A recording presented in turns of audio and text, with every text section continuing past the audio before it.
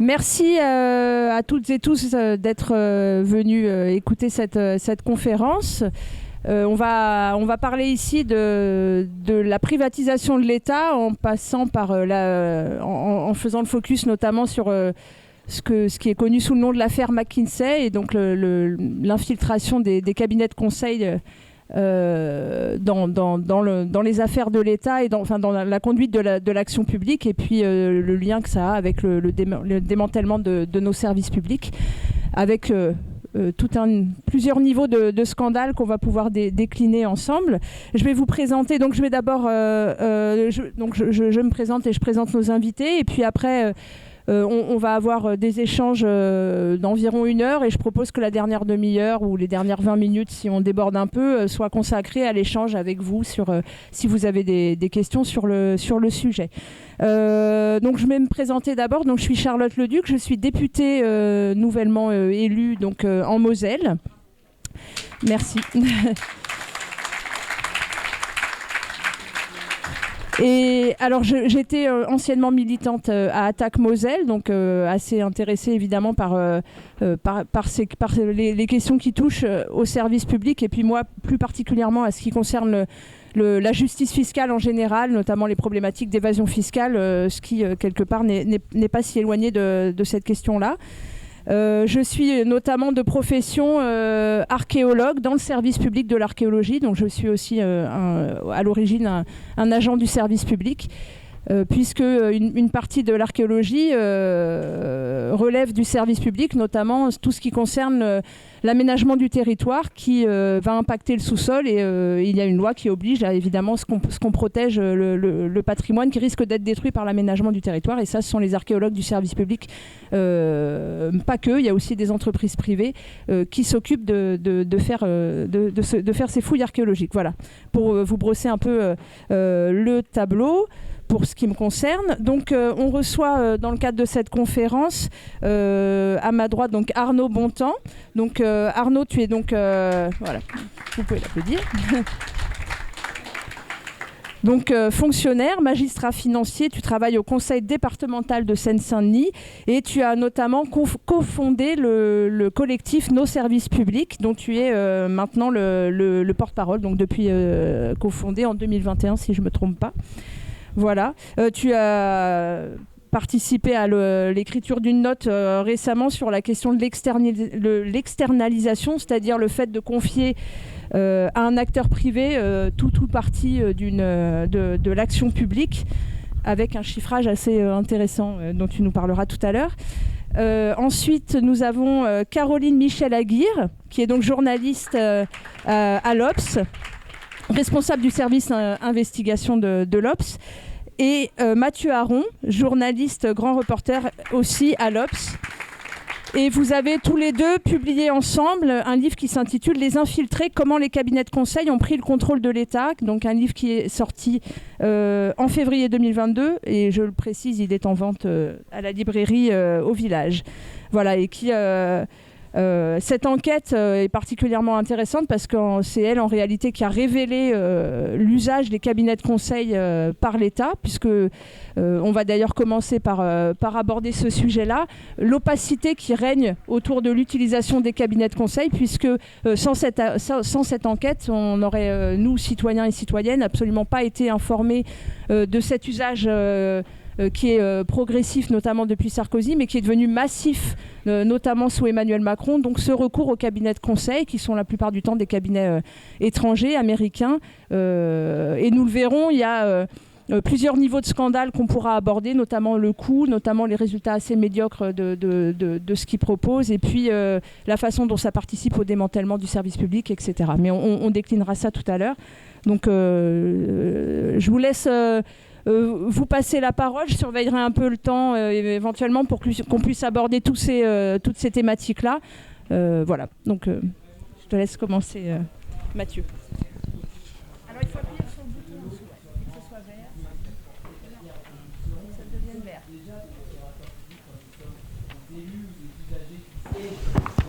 Voilà, ça marche, c'est mieux. Bonjour à toutes et à tous. Oui, en deux mots peut-être, sans vouloir faire plus que ça de la pédagogie, je rappelle en deux mots ce que sont les cabinets de conseil et les cabinets de consultants. C'est donc des gens qui ont pour métier le conseil. Donc en fait, c'est des gens c'est une activité de service et qui ne vend que de la prestation intellectuelle. C'est ça qui est important. Donc c'est de la vente de prestations intellectuelles, qui peut être dans plein de domaines différents. Ça peut être de la prestation intellectuelle en organisation des entreprises, en management. Ça peut aller jusqu'à de la prestation intellectuelle, et c'est un des choses peut-être les plus discutables, en stratégie. Quelle stratégie va mettre en place un ministère pour conduire telle politique.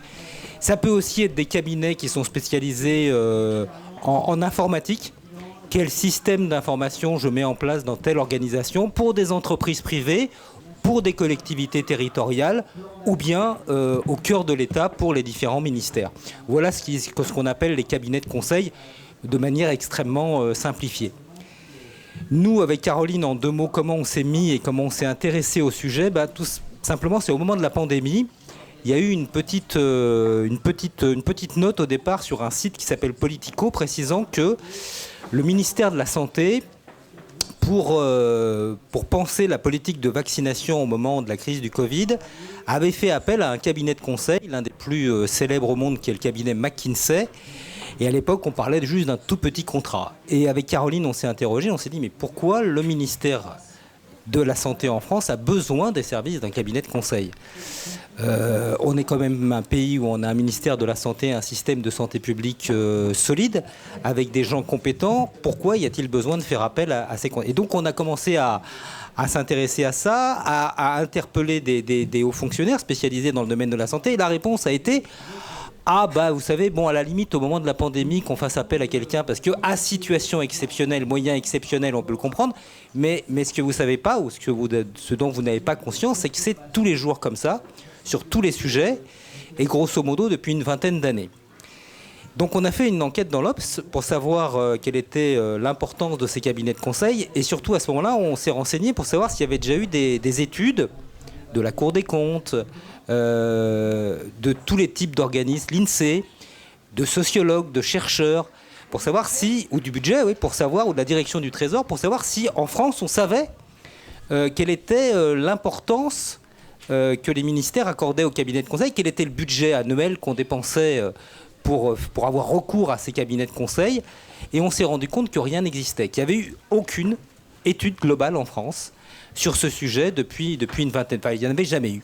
Dans d'autres pays, aux États-Unis, en Angleterre, il y en avait, mais en France, il n'y en avait pas. Il y avait quelques études sur des domaines très particuliers. Il y avait eu 2 chercheurs qui avaient travaillé sur la santé publique, mais pour ce qui se passait dans l'éducation nationale, dans la défense, au niveau du ministère de l'économie, au niveau de l'armée, au niveau de la justice, parce que ces cabinets de conseil interviennent absolument dans tous les secteurs, il n'y avait rien. C'est comme ça qu'on s'est mis à travailler sur cette enquête et qu'on a donné un premier chiffrage. Comment on a fait pour travailler là aussi en 2 mots, on s'est aperçu qu'il existait une base de données européenne qui recense tous les marchés publics passés par l'État au-delà d'une somme de 40 000 euros. Pourquoi 40 000 euros ? Parce que c'est le seuil qui oblige les institutions publiques à publier les contrats. En deçà de 40 000 euros, on n'est pas obligé de rendre publics les contrats. Au-delà de 40 000 euros, on les rend publics. Alors bien sûr, il y avait des milliers et des milliers, voire des dizaines de milliers de contrats. Donc on a passé des journées entières à dépouiller ça. Ça a été un travail de synthèse un peu rébarbatif, mais nécessaire. Et donc on a eu une première estimation globale. Et donc on avait fait un premier papier dans l'Obs, qui d'ailleurs a alerté des sénateurs qui ensuite ont ouvert la commission d'enquête. Et c'est comme ça qu'on était arrivé, nous, à un chiffrage entre 1 et 3 milliards d'euros dépensés annuellement par l'État pour avoir recours à ces cabinets de conseil, 1 à 3 milliards d'euros. Donc c'est quand même des sommes qui sont importantes. Le Sénat, lui, pour ce qui est du strict périmètre des ministères, a chiffré avec des moyens un peu plus sophistiqués, il faut le reconnaître, et des capacités d'investigation plus fortes que les nôtres, à 1 milliard d'euros uniquement pour les ministères. Mais si on y ajoute les grands opérateurs publics et les grandes agences de l'État, on est effectivement dans cette fourchette d'1 à 3 milliards uniquement, et ça Arnaud nous en parlera, pour les conseils, parce qu'il y a bien d'autres prestations extérieures avec une externalisation infiniment plus vaste que ça. Mais que pour le conseil, c'est ça. Ce qui était intéressant, et pour terminer là-dessus, c'est que ce chiffre, il était absolument inconnu. À l'époque, on avait bien sûr interpellé les responsables gouvernementaux là-dessus. On avait été voir longuement Amélie de Montchalin, la ministre de la fonction publique, qui à l'époque soit ne connaissait pas le chiffre, soit voulait bien reconnaître une petite centaine de millions d'euros. Donc vous voyez la différence. Et en réalité, si ces chiffres n'étaient pas connus, c'est que personne n'avait envie qu'ils soient connus. Donc tout ça se faisait dans une forme d'opacité absolue, ce que les sénateurs communistes et républicains qui ont piloté la commission d'enquête ont reconnu, ont dit, ont affiché, parce qu'eux-mêmes ont eu bien des difficultés au départ de leur commission d'enquête, eux-mêmes à avoir les chiffres. Aujourd'hui, donc, le scandale est apparu, et en plus, c'est posé, mais on aura l'occasion d'y revenir, bien évidemment, je pense, la problématique fiscale de McKinsey, qui effectivement est un sujet dans le sujet, mais qui est un sujet qui n'est loin d'être négligeable, bien évidemment. Voilà en 2 mots. Je poursuis.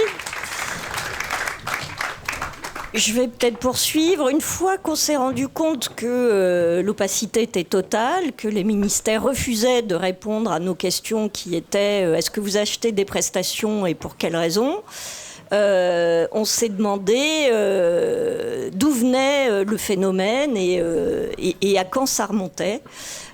Donc en fait, c'est l'idée que les cabinets de conseil seraient détenteurs du savoir-faire pour manager l'État, transformer l'État, tous les mots, moderniser l'État, tout ce que vous voulez, qui en gros revient à une promesse de faire le même service public avec des moyens réduits. Donc ça, c'est vraiment la prestation, la promesse faite par tous les cabinets de conseil en stratégie. C'est quelque chose qui est né, ça ne vous surprendra pas, dans les années 80-90. Avant cette date-là, les cabinets de conseil, ils ont une centaine d'années. Avant cette date-là, ils s'adressaient principalement aux entreprises.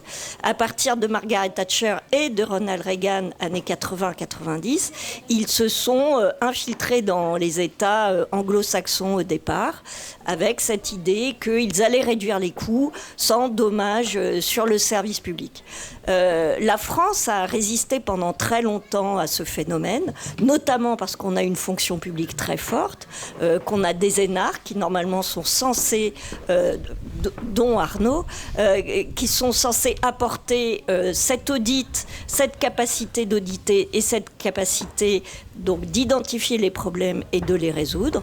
La France a résisté jusqu'au milieu des années 2000 où Nicolas Sarkozy va ouvrir grand les portes de la fonction publique, des ministères au cabinet de conseil, avec ce que certains d'entre vous ont peut-être retenu, ça s'appelait la RGPP à l'époque, la révision générale des politiques publiques. On n'en a retenu que le non-remplacement d'un fonctionnaire sur 2 partant à la retraite. En vérité, c'était vraiment l'ouverture de tous les ministères au cabinet de conseil qui ont installé des centaines de consultants dans toute la fonction publique, dans tous les ministères, pendant tout le quinquennat. François Hollande a mis un holà au phénomène, mais ne l'a pas détricoté, il l'a stabilisé, si je peux dire comme ça. Et avec Emmanuel Macron, ça a recommencé de plus belle, dans une ampleur inégalée, même si on avait du mal à avoir, nous, quand on faisait l'enquête, une vision globale. Mais les sénateurs, plus tard, qui ont, eux, obtenu des réponses du budget, ont pu démontrer que le recours au cabinet de conseil avait doublé pendant le quinquennat. Donc la question suivante, c'était pourquoi faire, avec quels résultats, et qui décidait finalement, des politiques et des consultants. Donc ça, c'est vraiment un sujet très compliqué à appréhender. On peut donner un exemple très rapide, mais on pourra en donner d'autres, c'est l'hôpital.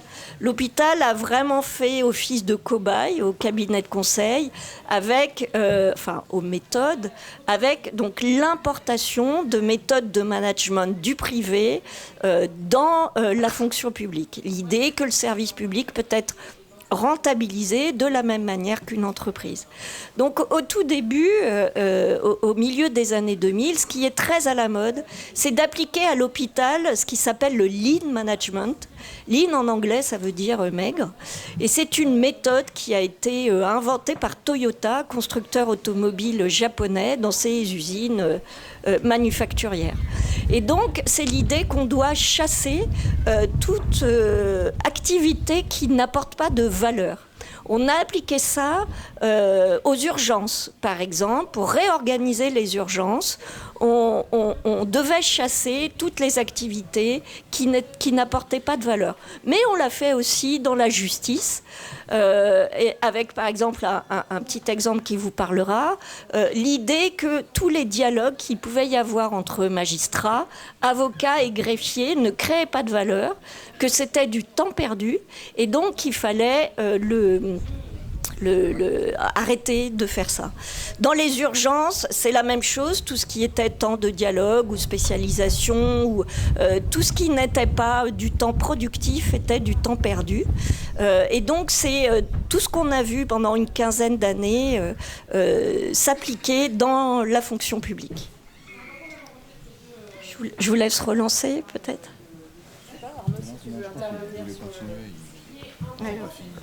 Oui, ce qui nous a frappé comme journalistes, c'est qu'on n'imaginait pas que ces conseillers qui, comme l'a dit Caroline, en fait, ils vendent un art mystérieux, une espèce d'art magique. Eux seuls sauraient comment on renouvelle une organisation, comment on transforme une organisation, comment on fait en sorte que les gens, comme tu viens de l'expliquer, sont plus efficaces, sont plus productifs, etc. Donc, ce qu'ils vendent aux décideurs, aux ministres ou aux directeurs des grandes administrations, c'est cet art mystérieux. Et le haut fonctionnaire qui se retrouve confronté à des difficultés, qui se retrouve confronté bien souvent à des injonctions de l'autorité politique qui lui demandent de faire tout de suite quelque chose alors qu'il sait qu'il n'a pas nécessairement les moyens pour le faire, il se retrouve avec un cabinet de conseil qui lui donne une solution toute faite et qui lui dit « je vais vous faire des économies, vous allez voir, ça va être magique, les gens vont travailler mieux de manière plus efficace ». Et c'est ce que vendent les conseillers. Et ce qui nous a surpris, c'est que c'est dans tous les secteurs. Il y a des secteurs qu'on imaginait comme la justice, comme l'armée, comme la police, où on se disait, a priori, qu'est-ce que viennent faire ces cabinets de conseil ? Non, en fait, ils sont présents là aussi. Pour donner quelques exemples, au moment où, pour prendre la défense est un des ministères qui a eu le plus recours au cabinet de conseil avec des sommes absolument colossales.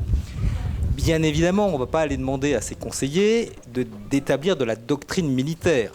Mais, comme on a décidé, et puis ces choix aujourd'hui sont peut-être un petit peu remis en cause, ou en tout cas interrogés, de diminuer drastiquement le budget de l'armée française depuis une trentaine d'années, qui aujourd'hui dispose de moyens infiniment plus faibles que les moyens dont elle pouvait disposer il y a encore 20 ou 30 ans, c'est toute une réorganisation des bases militaires, toute une nouvelle organisation qui se met en place. Et là, on a appelé des conseillers de McKinsey et autres pour demander comment on allait réorganiser les bases militaires. Voilà, vous voyez, là, c'est dans la défense comme ça. Ça va plus loin. Il y a aussi des cabinets de conseil qui sont spécialisés en stratégie. Là, en pure stratégie. Et donc, aujourd'hui, il y a des ventes de notes stratégiques au renseignement militaire français. En particulier sur des zones extrêmement tendues dans le monde. Donc, on atteint quand même un degré étonnant. Pour ce qui est de la justice, pour citer d'autres exemples, il y a ce que tu viens de dire. Mais en réalité, la réforme de la carte judiciaire, où est-ce qu'on laisse tel tribunal, est-ce qu'on va réorganiser une cour d'appel, comment, etc. Comment on va faire refonctionner tel tribunal, comment on va lui imposer de faire telle ou telle économie, là aussi on fait appel à des conseillers spécialisés, soit en organisation, soit en finance, soit en management, parce qu'en plus, le problème c'est qu'il y a des hauts fonctionnaires qui savent très bien que ce qu'on va leur demander de faire ne correspond en réalité pas à la logique du service public, qui est d'abord là pour rendre service à l'usager avant de éventuellement dégager le moindre profit comme on l'attend d'une entreprise privée. Et c'est là où il y a, vous l'avez bien compris, le biais fondamental. Bien évidemment, ces gens-là, ils ne savent pas faire ça et donc ils vont préférer demander à des conseillers de prendre ça en charge. Et quelque part, c'est aussi une forme de... Alors je ne veux pas dire de fuite de responsabilité, parce que ce ne serait pas exactement ça, mais de se dire, de toute façon, nous, si on le fait, on n'y arrivera pas, et puis de toute façon, ça n'a pas de sens pour nous. Donc on donne la mission à un cabinet de conseil qui vient le faire à la place. C'est comme ça qu'ils se sont introduits peu à peu dans tous les secteurs. Pour citer encore 2-3 exemples, et puis je passe la parole à Arnaud, Quand on voit aujourd'hui, et l'exemple dont je vous parle ne date pas d'il y a 15 ans ou 20 ans, mais c'était il y a encore un an, que le ministère des économies, de l'économie en France a confié à des cabinets, oui, c'est joli lapsus, très joli lapsus, que le ministère de l'économie a confié à des cabinets de conseil en stratégie une mission pour savoir où est-ce qu'on devait faire des économies justement dans le budget, pour savoir où est-ce qu'on devait faire 2 milliards d'économies dans les achats de l'État. Donc, c'est quand même des choix structurants absolument fondamentaux. C'est des choix véritablement stratégiques. Et on confie à un cabinet de conseil la mission de décider ou de proposer des scénarios, mais une fois qu'ils ont proposé les scénarios, bien évidemment, c'est pour que l'autorité les suive, d'économie budgétaire. Donc, on a aussi pu voir que quand il s'est agi récemment de réorganiser le renseignement économique français. Le renseignement économique français, pourtant, c'est des gens, les fonctionnaires qui travaillent au sein de ce renseignement économique, ont tous une classification secret défense, confidentiel défense. On a confié à des cabinets de conseil la réorganisation de ce renseignement économique.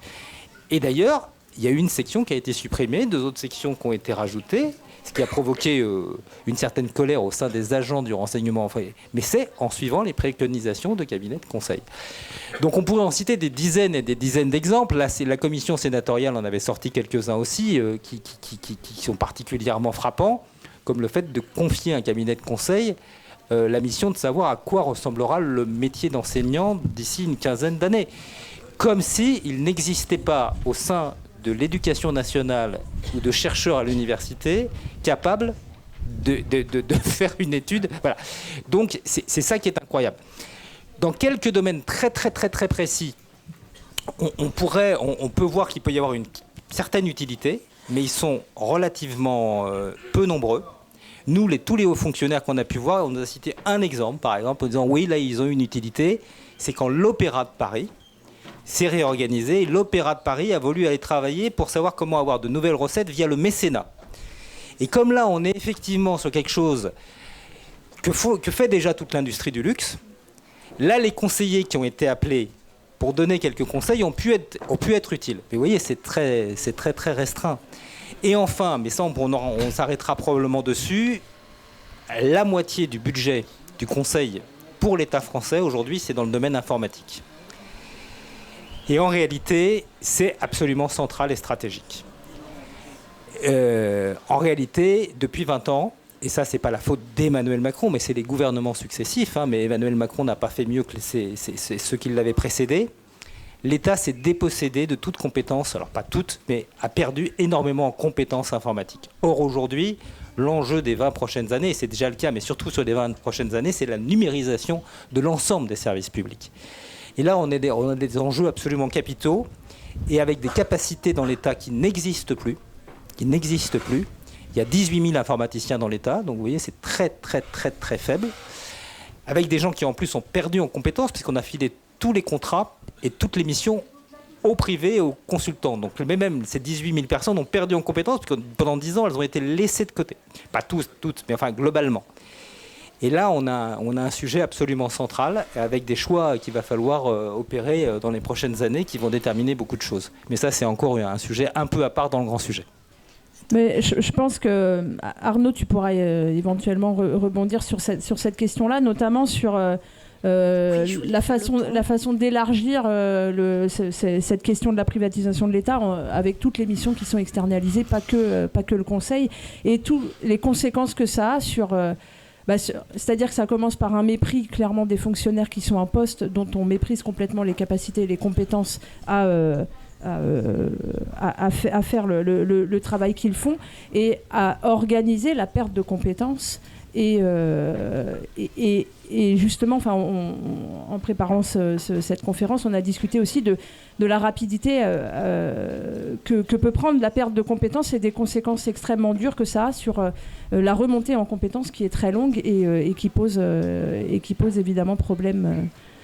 Oui, je voulais juste faire la transition justement avec le sujet d'Arnaud en disant la raison, comme on l'a dit, de ce recours au cabinet de conseil, il est avant toute chose idéologique. Parce qu'on n'a pas la preuve, il n'y a pas eu d'études pour dire est-ce que c'est efficace. En effet, est-ce que importer les manières de manager du privé est efficace? On ne peut pas répondre à cette question parce que de la même manière qu'on n'avait pas de chiffres, on n'a pas vraiment d'évaluation globale de l'efficacité.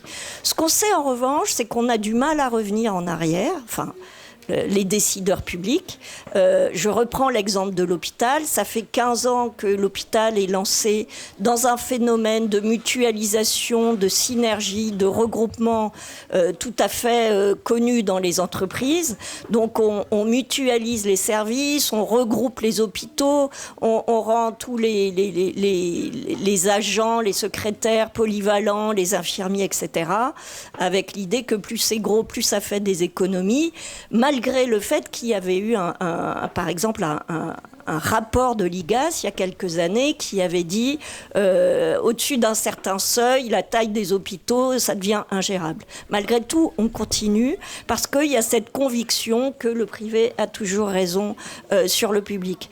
Et la conséquence, et j'en viens au sujet de l'externalisation, c'est ce que les fonctionnaires nomment entre eux, ce qu'ils nous avaient dit le paradoxe du serpent, c'est-à-dire qu'à force d'organiser finalement une forme de pénurie à l'intérieur des services de l'État, on est obligé de faire appel à des cabinets de conseil parce qu'on n'a plus les moyens, les ressources en interne, on ne sait plus faire, on ne sait plus comment faire parce qu'on n'a plus les idées, plus le temps et plus les moyens.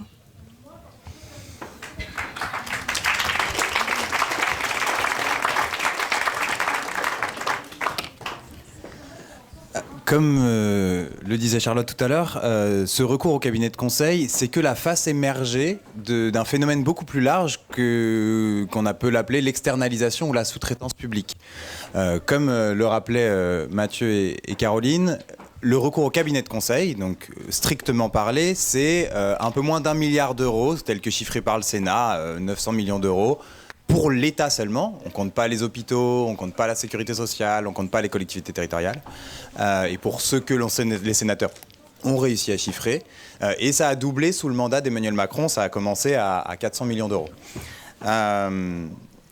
En réalité, nous, donc on est un collectif d'agents publics, on a commencé à se poser cette question-là en décembre 2020, au hasard d'un apéro où chacun se racontait ses anecdotes et on se rendait compte que tous on était confrontés. Le directeur d'hôpital, il avait des enjeux sur le bio-nettoyage et la blanchisserie et son collègue sur la stratégie financière et chacun constatait des recours à de l'externalisation. On s'est dit, tiens, on pourrait faire un livre noir. Finalement, c'est Mathieu et Caroline qui l'ont écrit. Un livre noir d'externalisation. Et en fait, on a creusé un peu, on a travaillé, y compris avec des co-auteurs de la note qui sont dans la salle et que je remercie, qui soient agents publics, qui soient consultants, à essayer de se demander d'où ça venait et d'où ça venait, depuis quand ça durait. En réalité, faut différencier externalisation de privatisation. C'est pas le service public qui vend au privé une partie du service public, ça c'est la privatisation, mais il paye le privé pour réaliser à sa place une partie de la mission de service public. C'est ça la sous-traitance littéralement. Ça existe, ça a toujours existé. Depuis qu'il y a du public, le privé travaille avec le public. Au XVIe siècle, on a asséché les marais, on a construit des canaux avec des capitaux privés. Donc ça a toujours existé. Mais, ça a été dit tout à l'heure, il y a eu un renforcement, notamment au milieu des années 90, en France, avec tout un mouvement qu'on a appelé la réforme de l'État. Je sors d'un atelier sur le sens du service public où un intervenant disait ils ont capturé tous les mots. Y compris le mot de réforme en l'occurrence.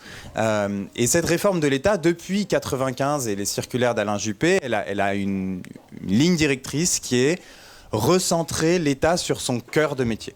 Ça, on nous le répète tout le temps. On ne sait pas trop ce que c'est le cœur, j'y reviendrai. Mais en tout cas, il faut le recentrer. Il est un petit peu trop large, il faudrait réduire un petit peu.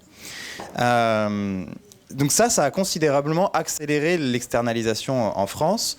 Plusieurs mouvements. D'abord, ce mouvement de réforme de l'État, comme Mathieu et Caroline l'ont dit, assez ininterrompu. Et puis une accélération en 2007, Nicolas Sarkozy, la révision générale des politiques publiques. On pourrait se dire, ils ont externalisé plus, ça a enlevé des missions du service public et c'est les a filées au privé.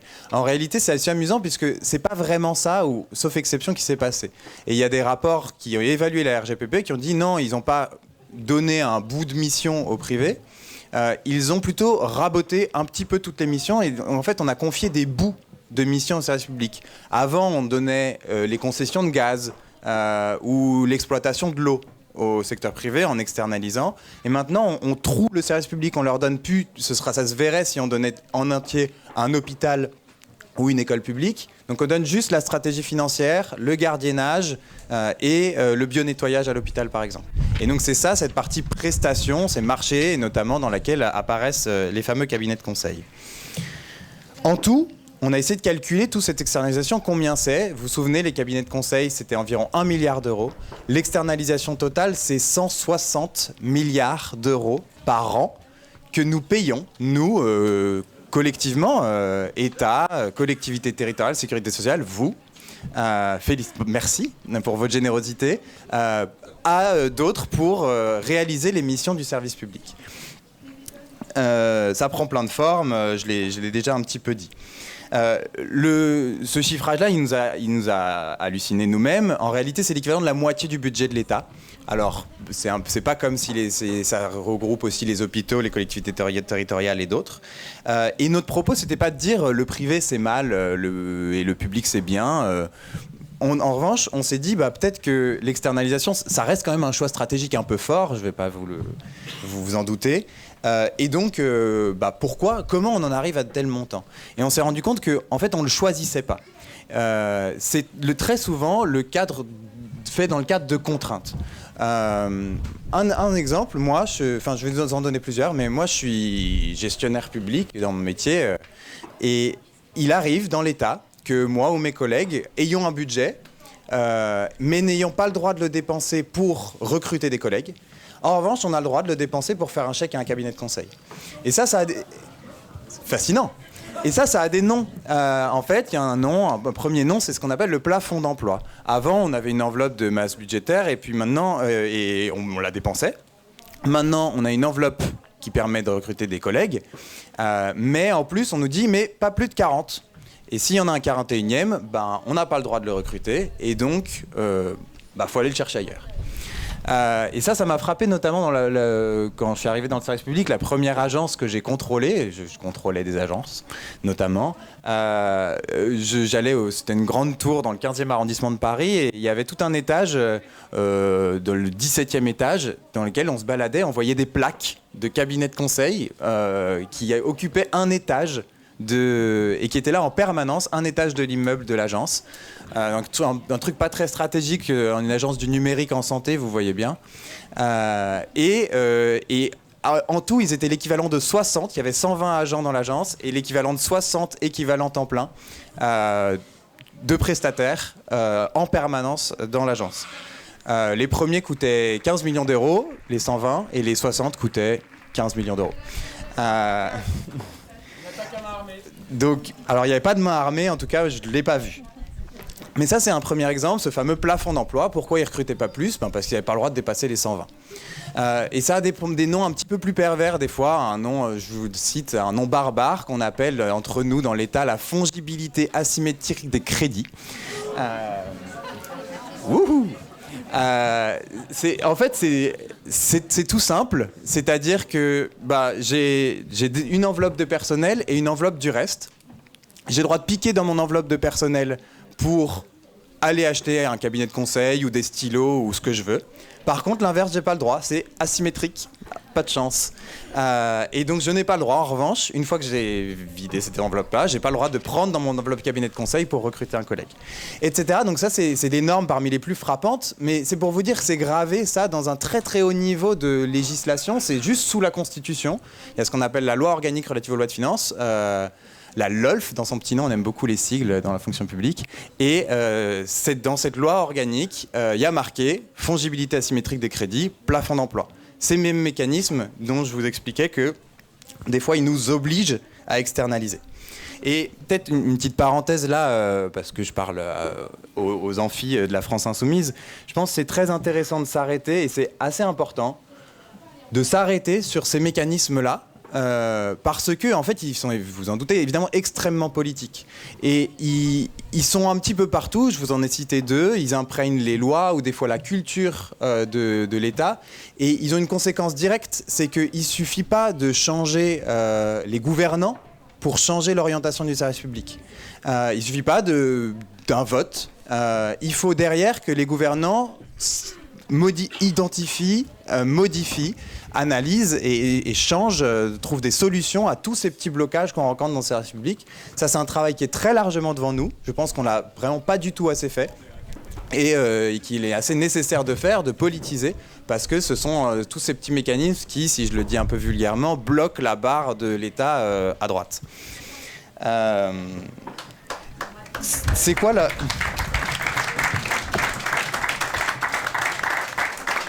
Pour faire très vite, on nous dit, je vais passer ce mot-là, la principale conséquence de cette externalisation-là, c'est la perte de savoir-faire des services publics. À force de déléguer, à force de faire, on ne sait plus faire nous-mêmes.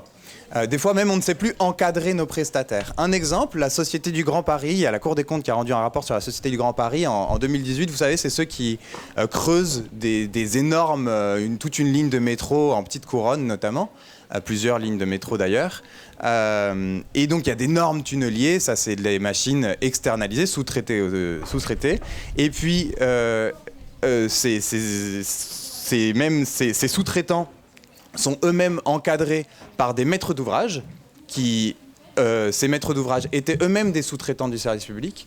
Et ces sous-traitants, maîtres d'ouvrage, passaient des contrats avec la Société du Grand Paris, et la moitié du service marché de la Société du Grand Paris, c'était eux-mêmes des sous-traitants.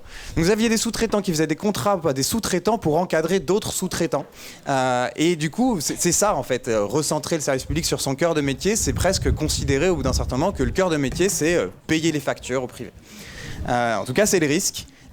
Et c'est tout l'intérêt de reparler là en l'occurrence du savoir-faire. On pourra sûrement reparler du numérique, c'est un des secteurs les plus externalisés dans l'État, et de l'enjeu de reprendre la main, de prendre les compétences. C'est facile de couper un service, c'est relativement facile, ça fait un peu de bruit social, mais bon, on s'en accommode. En revanche, de reconstruire un service, des méthodes, des savoir-faire, c'est beaucoup plus compliqué, et on se coupe durablement en externalisant de quantité de savoir-faire et d'un patrimoine immatériel de l'État, ou de l'État, des collectivités territoriales, des hôpitaux, de la Sécu, qui sont fondamentaux. Alors qu'est-ce qu'on peut faire ? Je n'aurai pas toutes les solutions, mais je voudrais quand même en citer 3 rapidement. La première, je le disais, c'est encadrer, mais attention, pareil ici un petit point, je pense qu'il ne faut pas juste se dire on va interdire le recours au cabinet de conseil. Je pense que ce serait une erreur. Moi, fonctionnaire, si je travaillais dans l'État, demain vous me coupez le recours au cabinet de conseil, j'ai juste moins de gens pour faire mon travail. Parce que j'ai toujours pas le droit de recruter plus, parce que plafond d'emploi, parce que fongibilité asymétrique des crédits. Donc évidemment, il faut encadrer. Mais ça n'ira pas sans, et c'est mon deuxième point, un enjeu de réfléchir réellement sur reconstruire les services publics qui ont été petit à petit externalisés. Ça prend du temps, ça prend des compétences, mais on ne peut pas penser l'un sans l'autre. Si on veut derrière faire un service public efficace et qui réponde aux besoins des gens, ce qui, en tout cas à moi, est plutôt mon objectif. Et le troisième et dernier point, c'est pas vraiment une solution, mais c'est une piste de réflexion, je pense, importante. En creux de toute cette mécanique d'externalisation, il y a une petite musique qui est finalement... public ou privé, on va juste prendre le plus efficace, c'est un peu pareil, il n'y a pas de grosse différence. C'est la musique de l'indifférenciation entre une entreprise privée et un service public. Et ça, je pense que c'est très important d'expliquer que c'est pas vrai, qu'il y a des différences assez fondamentales. Et en fait, la première d'entre elles, c'est dans, je le dis souvent, mais je pense que c'est important, dans la raison d'être de tout ça. Une entreprise privée, si elle n'est pas rentable, elle meurt. Un service public, en France, au XXIe siècle, il doit être démocratique. Et entre rentabilité et démocratie, c'est des bases, des fondamentaux radicalement différents qui doivent nous obliger à penser différemment nos services, à penser différemment la réponse aux besoins des gens. Et c'est aussi ça que nous, on doit reprendre en tant que militants, en tant qu'agents des services publics, en tant qu'usagers des services publics, que citoyens. On doit reprendre ce sens du service public un peu fondamental, de la démocratie, de la réponse aux besoins des gens. C'est ça qui est en jeu derrière le petit bout, mais très symbolique, hautement symbolique des cabinets de conseil.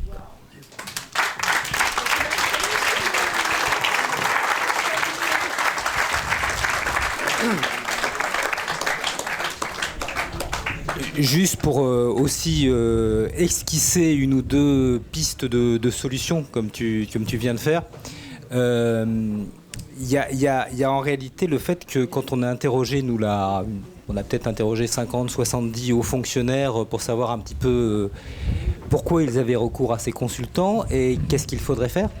Ils nous ont fait un peu la réponse que tu viens de faire, c'est-à-dire que dans l'absolu, ils aimeraient bien ne pas avoir recours à ces consultants, mais que parfois, vu que les moyens avaient été tellement rabotés dans leur service, ils ne pouvaient plus faire autrement que d'avoir recours à ces consultants.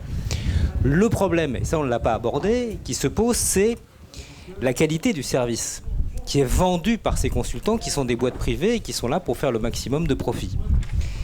Et bien souvent, pas systématiquement, mais bien souvent, ces consultants ont la fâcheuse habitude de vendre des services dont ils ne maîtrisent pas toutes les compétences eux-mêmes.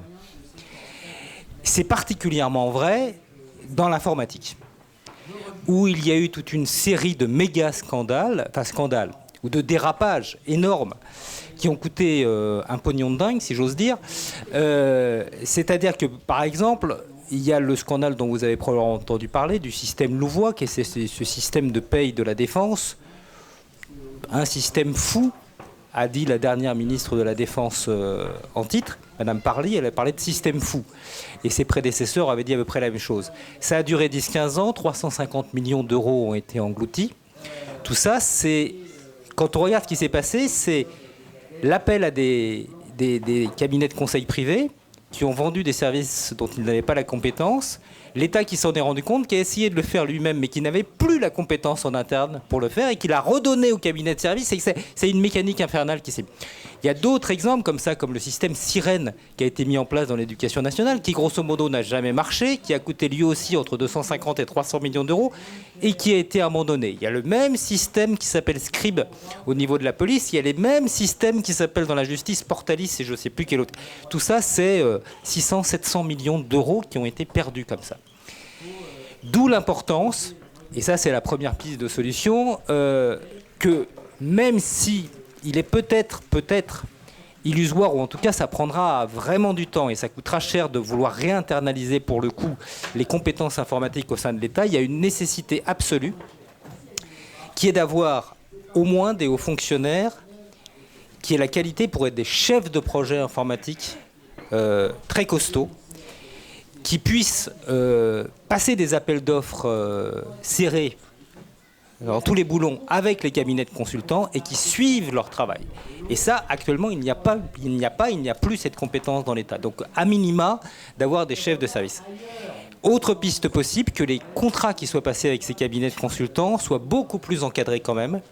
Il y a un système qui est assez particulier qui s'appelle l'accord cadre, que connaissent bien les hauts fonctionnaires, qui est un système qui, en fait, permet de la souplesse, c'est-à-dire qu'on passe un accord très global avec un ou plusieurs cabinets de conseil pour une durée qui peut être d'1 an, 2 ans, 3 ans, 4 ans, pour des sommes assez importantes. Et après, chaque organisme de la fonction publique va aller puiser dans ce méga accord cadre. Voilà.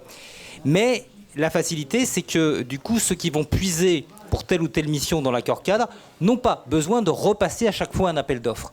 Donc c'est beaucoup plus souple, mais ça permet aussi bien des abus.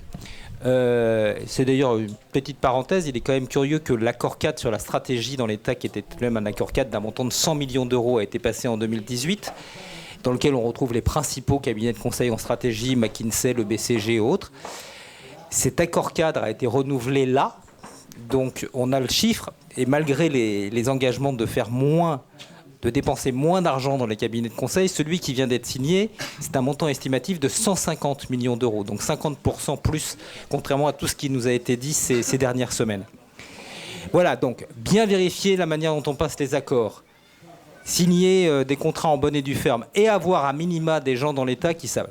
Mais, et je vais passer la parole à Caroline là-dessus, et ça sera pour notre part notre petite conclusion, mais tout ça, c'est technique, c'est fondamentalement politique, mais il y a un souci, c'est que ces 10-15 dernières années, les cabinets de conseil ont développé des réseaux d'influence au sein de l'État et auprès du personnel politique absolument colossaux.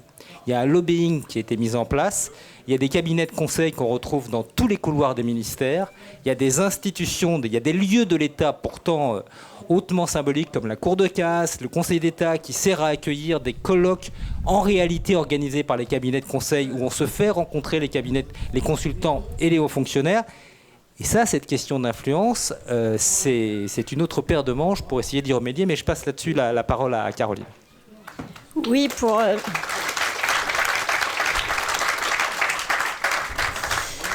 poursuivre sur la question, qu'est-ce qu'il faudrait faire ? Arnaud et Mathieu ont parlé du cadre global, de la loi. On a parlé de la question des compétences. Mais il y a une chose supplémentaire auquel il faut réfléchir, c'est la formation des élites. Parce que quand on a sorti le livre, c'était assez passionnant à voir.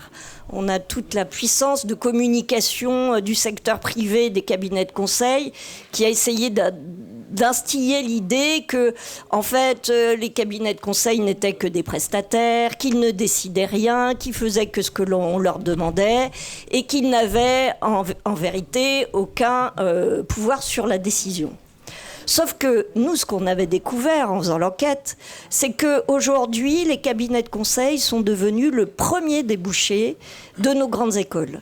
Il y a quelques années, quelques décennies maintenant, quand... je sais pas, un ingénieur sortait, polytechnicien, sortait des mines, il rêvait d'aller dans l'industrie. Après, ils sont allés dans la banque. Aujourd'hui, 30%, le chiffre nous a halluciné, des élèves qui sortent des grandes écoles, y compris à Polytechnique, qui est quand même une formation militaire payée par l'État, partent dans les cabinets de conseil. Ça veut dire qu'on nous expliquait au moment où on a sorti le livre que les cabinets de conseil recrutaient la crème de l'élite des grandes écoles françaises pour donner des conseils techniques qui n'avaient aucun poids sur la décision politique. Évidemment non, ce n'est pas vrai. Et il s'est développé depuis une quinzaine d'années ce que les sociologues appellent une hybridation des élites, c'est-à-dire un creuset où décideurs publics et cabinets de conseil se rencontrent régulièrement. Ça peut être dans des salons, ça peut être dans des colloques, ça peut être dans des think tanks. Il y a plein de lieux de rencontres. Et ce qu'on a découvert qui était assez incroyable, c'est qu'y compris par exemple à la Cour des comptes, qui est donc... vraiment un creuset d'énarques de ce qui se fait de mieux dans l'énarchie. Les cabinets de conseil avaient leur rond de serviette, toujours pour rendre service. Ça, ils faisaient des choses, même du secrétariat, de réunions, etc., parce qu'ils ont une manière de mettre le pied dans la porte, de voir où il y a des manques, de venir voir tel ministre en disant on a identifié tel problème, on a la solution, le premier marché, le premier contrat, ce sera à moins de 40 000 euros, c'est pas cher, puis il n'y a pas besoin de lancer d'appel d'offres. Et une fois que le ministre est convaincu que c'est ça qu'il faut faire, évidemment, il devient captif et le ministre passe un gros contrat. Je me souviens avoir parlé avec Mathieu à des directeurs de cabinet de ministres où on leur disait mais pourquoi finalement vous sciez votre propre planche, l'énarchie est en train de scier la planche sur laquelle elle est assise, et ils disaient mais nous on est en permanence dans le feu de l'actualité, etc. Et c'est vrai que des consultants ils sont en constant renouvellement, ils consomment énormément de matière grise. Tous les ans, il y a un nouveau consultant, encore plus jeune, encore plus frais, encore qui n'a pas vécu la crise, etc. Et le directeur de cabinet disait, mais tous les ans, ils arrivent tout frais, tout dispo, avec leurs nouveaux PowerPoint, leurs nouvelles idées. Et nous, on n'a pas eu le temps de produire des idées. Et donc, c'est même, voilà, au niveau des idées, et le message est vraiment politique, parce qu'au sein des partis, quel parti aujourd'hui réfléchit vraiment sur l'État, la réforme de l'État, ce que disait Arnaud, qui produit, non mais qui se pose ces questions-là, voilà, ce questionnement-là est devenu externalisé d'une certaine manière, donc c'est aussi sur le plan politique qu'il faut réfléchir, voilà.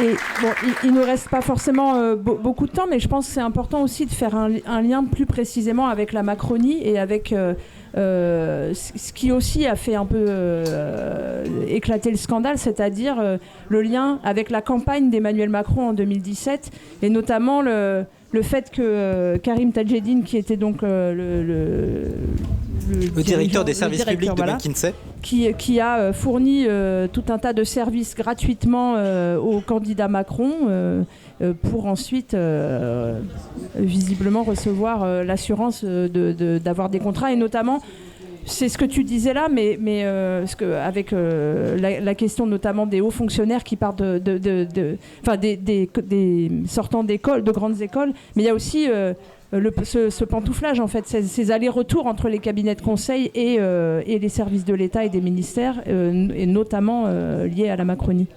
Oui, alors ça, c'est un aspect effectivement qui est loin d'être négligeable. Quand on a enquêté, on a regardé un petit peu ce qui s'était passé pendant la campagne de 2017, et il est incontestable que Emmanuel Macron a été entouré d'un grand nombre de consultants. On le sait par des témoignages variés, par des enquêtes journalistiques, pas simplement la nôtre, et puis par tout ce qu'on a pu aller découvrir dans les Macron Leaks, où en fait on retrouve toute une série de mails très précis.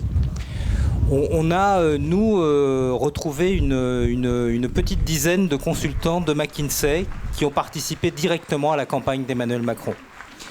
10 consultants, il y a eu des consultants importants en termes de défense, qui ont piloté le cercle de réflexion défense dans l'équipe de campagne d'Emmanuel Macron. Et il y a le cas particulier, parce que très symbolique, de celui de Karim Tadjeddine.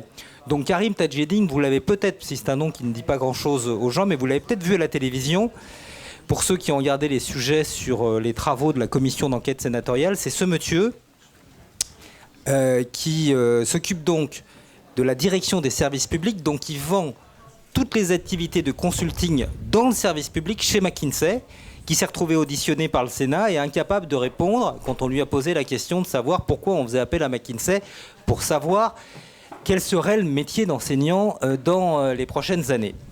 Ce monsieur qui apparaissait un peu bafouillant à la caméra, alors ça nous a beaucoup surpris parce que c'est un des hommes les plus diplômés de France, qui a qui a suivi les meilleures formations, qui a rencontré effectivement Emmanuel Macron assez tôt, parce qu'ils ont tous les deux participé aux 2 commissions montées par Attali pour réfléchir déjà d'ailleurs à la réforme de l'État.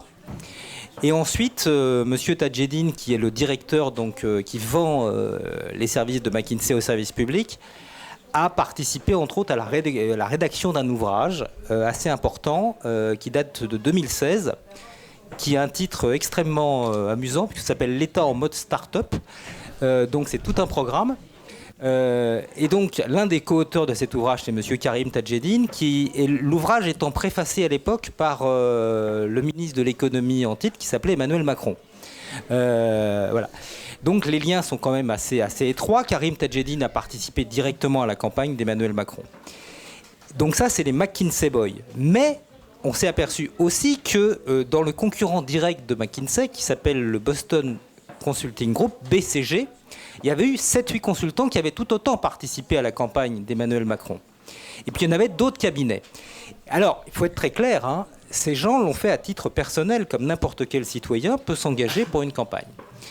Simplement, ils amènent tout un réseau et une compétence particulière et parfois, ils entraînent d'autres gens de leur cabinet derrière eux. Donc, il n'y a pas d'illégalité en soi. Hein, il faut être très clair là-dessus. Mais ça donne un état d'esprit. Et en fait, on a un peu repris les discours de campagne d'Emmanuel Macron de 2017. Et on s'est rendu compte qu'il parlait comme un consultant. Que sa campagne, il l'avait bâtie comme un discours de consultant, c'est-à-dire en vendant effectivement, comme savent si bien le faire les consultants, l'art de la transformation du pays, l'art du changement, la conduite du changement. Tout un vocabulaire particulier qui d'ailleurs a pu séduire en partie à l'époque. Et donc voilà, et on a été voir d'autres gens et effectivement on nous a dit, bah oui, en fait c'est l'idole des consultants Emmanuel Macron. Pourquoi ? Parce qu'ils pensent comme eux. Il se comporte comme eux, il construit une forme de pensée et une forme de colonne vertébrale de consultants. Donc oui, il y a un lien très direct qui a été établi à ce moment-là. Il y avait une deuxième question qui était sur... Non, je crois que c'était tout, excusez-moi. Mais oui, on voit bien avec l'appropriation du terme Startup Nation, on voit bien que c'est vraiment de l'idéologie... bien imprimé. On peut revenir aussi rapidement sur ce que tu as rapidement ébauché tout à l'heure, le fait que ces cabinets, le fait que ces cabinets de conseil ne payent pas d'impôts sur les sociétés en France. Oui, le fou dans cette histoire, c'est que donc le petit historique. Quand le Sénat fait sa commission d'enquête, le rapporteur et le président, qui ne sont pas du même bord, hein, quand même, président des Républicains et rapporteur qui est communiste, décident d'aller vérifier à Bercy si McKinsey paye des impôts. Paye ses impôts en France, sachant que la croissance de McKinsey sur les 10 dernières années a été absolument colossale. Leur découverte qui les a sidérés et qui a sidéré tout le monde, c'est que McKinsey n'avait pas payé d'impôts sur les 10 dernières années parce que, ayant, comme je vous l'ai expliqué, les meilleurs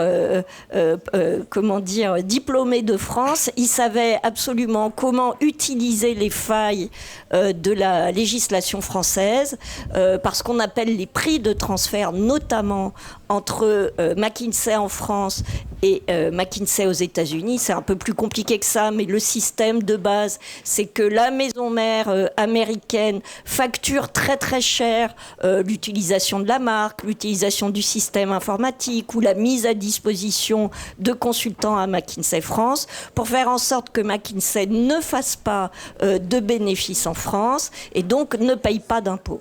C'est le principe de base. Et ce qu'a dit Bercy à l'époque, c'est que, ça n'était pas illégal, ce qui est vrai, mais qu'en même temps, ils n'étaient pas au courant, ce qui était assez intéressant. Mais voilà, je dirais, là où je parlais du paradoxe du serpent tout à l'heure, c'est ce que a déjà évoqué Mathieu tout à l'heure, c'est qu'il faut quand même imaginer que ce sont ces gens-là. Donc, sur une dizaine d'années, on peut estimer que McKinsey a économisé 60 millions d'euros d'impôts. On le sait parce que son concurrent direct, qui s'appelle le BCG, lui, paye ses impôts. Comme ils ont à peu près la même taille, on peut imaginer que McKinsey a fait évader 60 millions, ce qui équivaut à 60 millions d'impôts en France, et que c'est ce cabinet-là à qui Bercy a demandé quelles économies il fallait faire en France. Et ça, c'est vraiment... faut avoir une image complète du système pour se rendre compte de ce que j'appelais pudiquement un paradoxe.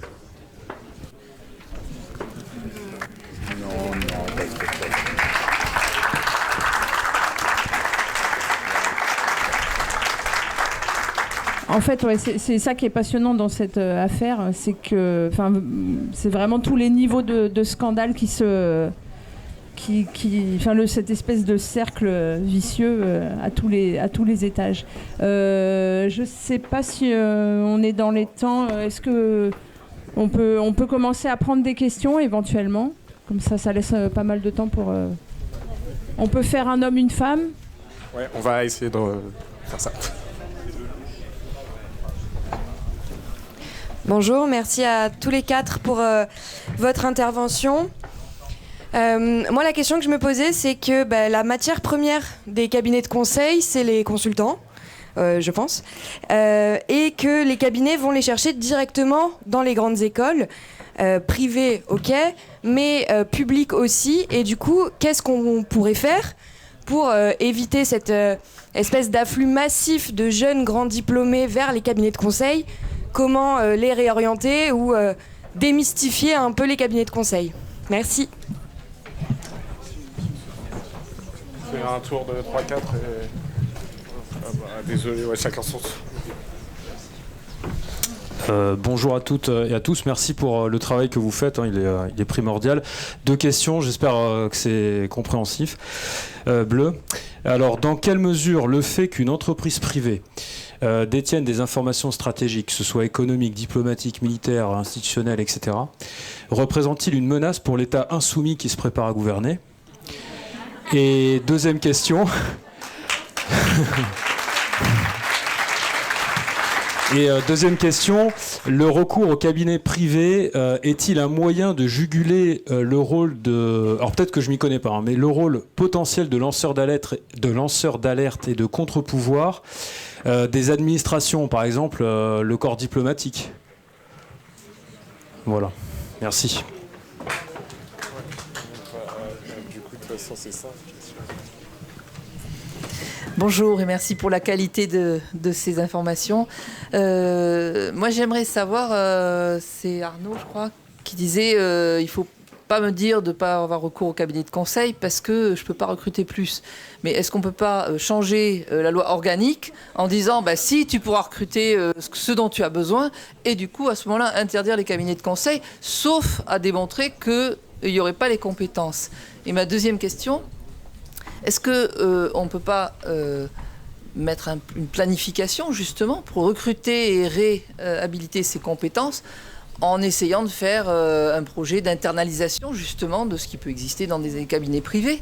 Et la troisième, est-ce qu'on ne devrait pas donner quand même, est-ce que l'État ne devrait pas donner une priorité à des cabinets de conseil français pour éviter quand même que la connaissance d'informations stratégiques, et je rejoins la question qui vient d'être posée, puisse fuiter à des cabinets étrangers? Enfin, rien que ça, moi, je trouve ça extrêmement choquant. Une dernière. On va essayer de faire passer tout le monde. Mais là, je peux pas... Merci. Je fais partie des personnes qui ont travaillé sur Louvois. Donc, qui ont travaillé sur Louvois. C'est vrai que c'était un sacré bordel. Enfin, je faisais partie de la deuxième partie de Louvois. Donc, mais c'était pas toujours la faute des prestataires. Il y avait un parti calculateur qui était fabriqué en interne. Bon, enfin, c'est pas là la question. Il y a un sujet qui serait très intéressant à développer. Donc, vous parliez effectivement donc au niveau des prestataires. Donc, le fait que certains ne payent pas d'impôts sur le revenu, surtout pour les groupes étrangers comme McKinsey ou d'autres. Il y a une autre question qui serait intéressante de se poser et d'analyser, je pense à vous les journalistes, c'est qu'en plus de ça, ces gens-là font des crédits impôts recherche sur ce qu'ils travaillent en fait. C'est-à-dire qu'ils facturent à l'État les prestations, ok, facturation, j'ai pas à juger des facturations, mais par contre, en plus, ils facturent, ils font du crédit impôt recherche sur les sujets sur lesquels ils travaillent. C'est-à-dire qu'il y a comme une double facturation. Et moi, par exemple, dans l'entreprise que je travaille, je vais vous donner son nom, c'est Sopra Steria Group, très grosse entreprise. Vous devez connaître, monsieur.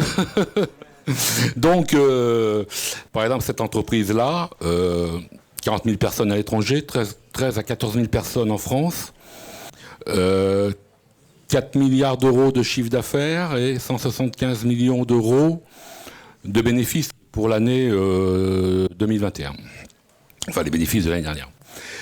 Cette entreprise-là a, je parle que pour une seule entreprise, a déclaré un crédit impôt recherche et a gagné en 5 ans 100 millions d'euros. Il faut savoir que le crédit impôt recherche représente en moyenne entre 7, suivant les années, entre 8 et 15 milliards d'euros par an.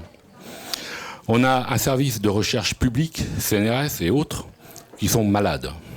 On a des doctorants qui sont Bac plus 6, qui travaillent depuis plusieurs années sur des doctorats, enfin, font vraiment de la recherche, pas forcément de la recherche fondamentale, de la recherche applicative aussi. Et ces gens-là sont payés une misère. Et donc, il faut savoir que 100% des entreprises de services numériques ne font pas de recherche, on fait du développement. Ça n'a rien à voir. Et Schneider, par exemple, qui lui fabrique entre autres des capteurs, des tas de choses, sur tous les projets qu'ils font, ils font du crédit impôt recherche. Ça coûte, c'est le cas de le dire, la peau du cul à l'État et à nous, parce que nous on paye des impôts. Et là, je dirais qu'il y a, journalistiquement parlant, il y a du boulot, et vous avez du taf. Et vous avez du taf pour plusieurs années. Et il va falloir vous muscler les épaules pour défoncer les portes aussi, pour pouvoir entrer. Et poser des questions. On va faire une première réponse et on va faire une première salve.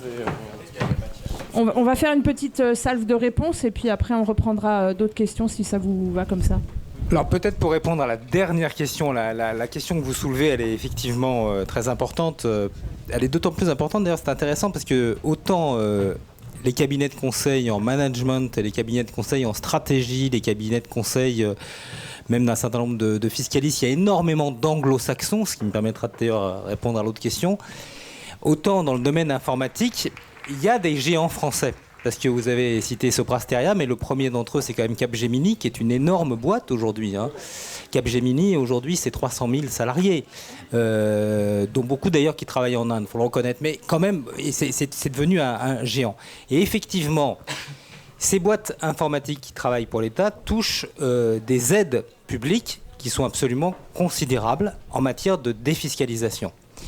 Ce qui est vrai d'ailleurs des cabinets de conseil, et je me permets une petite d'aller un petit peu plus loin, c'est vrai globalement des grands groupes en général. On a fait avec Caroline un gros dossier dans l'Obs qui était différent, qui était sur les impôts payés par le CAC 40.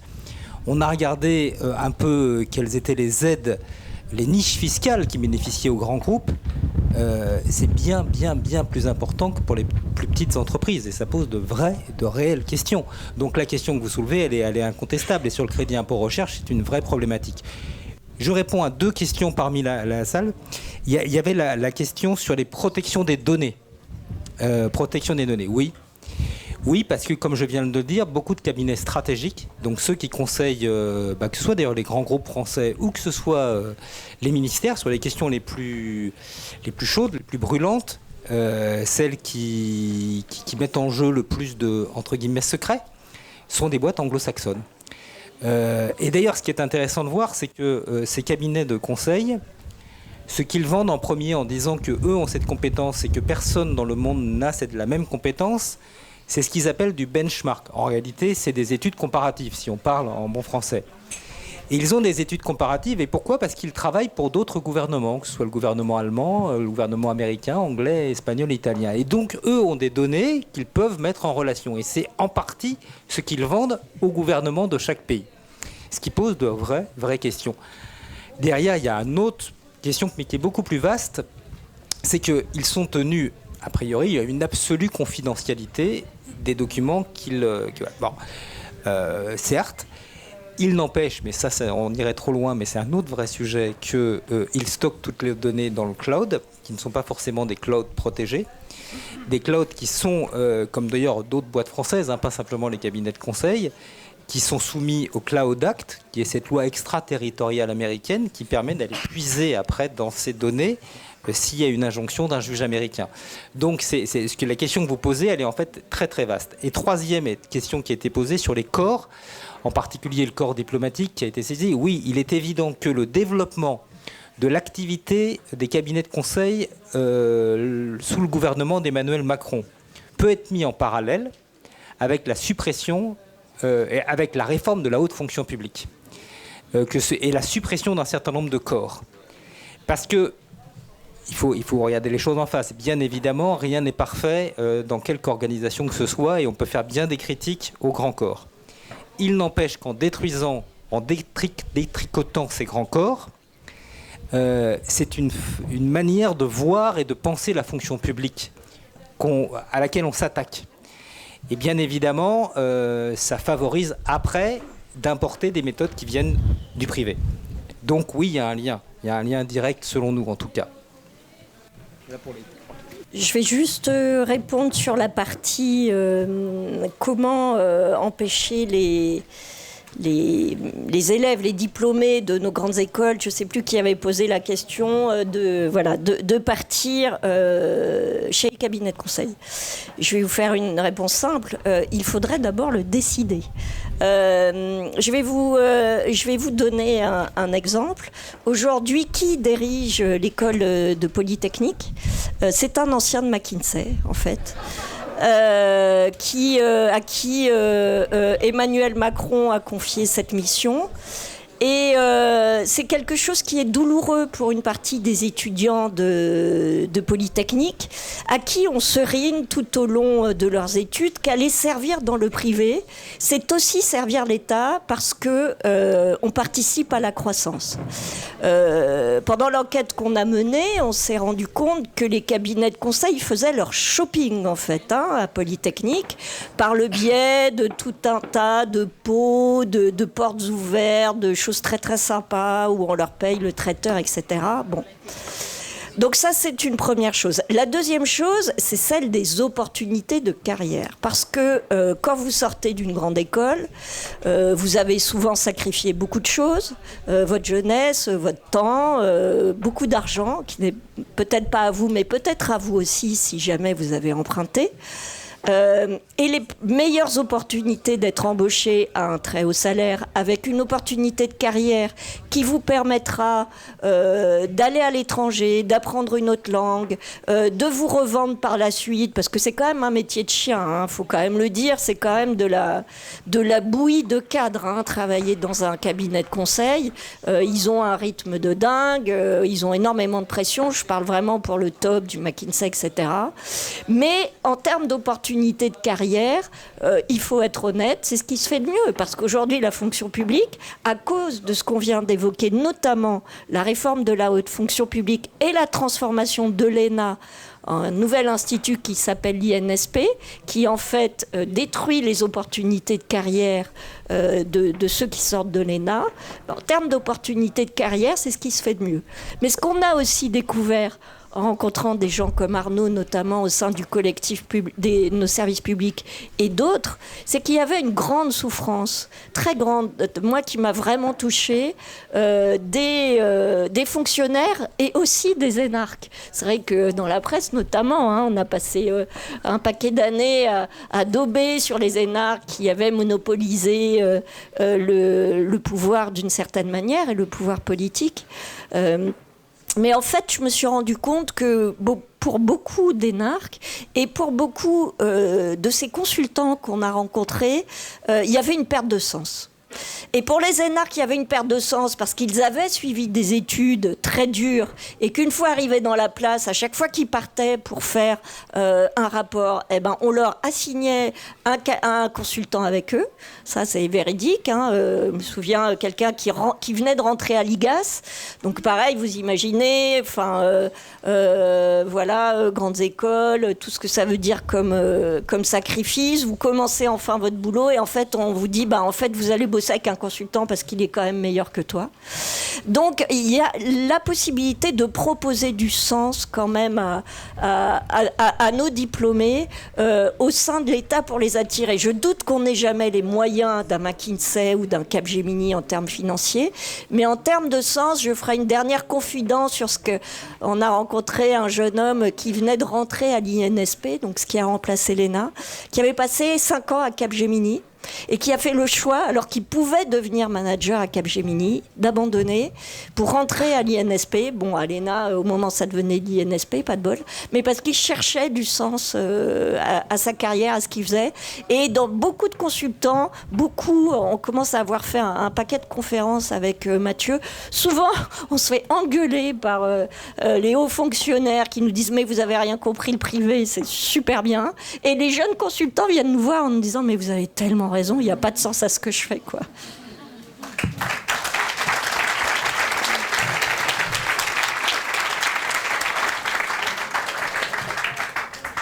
J'aurais vraiment beaucoup de choses à dire. Merci pour les questions, c'est passionnant. Et puis, toujours envie de rebondir sur ce que disent Mathieu et Caroline. Je vais essayer de ne pas être trop long. Peut-être pour aborder d'abord la dernière question sur le crédit impôt recherche, une anecdote, mais ça va avec un des mythes qu'on nous renvoie souvent sur les cabinets de conseil, selon lesquels finalement le public est plus cher, donc externaliser serait faire des économies. Et en fait, c'est intéressant, l'exemple du crédit impôt recherche sur lequel je reviendrai, mais je vous raconte cette histoire de cette première agence que j'ai contrôlée. C'est 60 consultants qui avaient leur plaque au 17e étage. En réalité, du coup, on a fait des calculs, je contrôlais, on a fait des calculs avec la direction, et on s'est dit, si on embauche 30 à 40 personnes parmi toutes ces personnes-là, pardon, ça devait être 20 à 30, combien ça nous coûterait?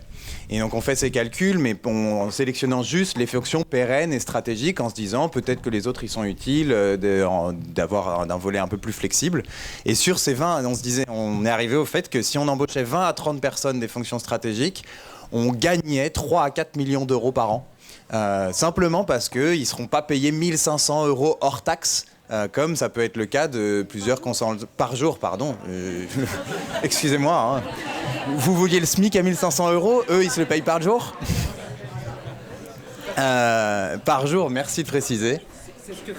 C'est ce qui est facturé, évidemment, c'est pas ce qu'ils sont payés, mais ça vous donne l'idée des surcoûts et des marges que peuvent se faire des cabinets de conseil, a fortiori en stratégie, qui facturent extrêmement cher au service public, mais à tous les autres également.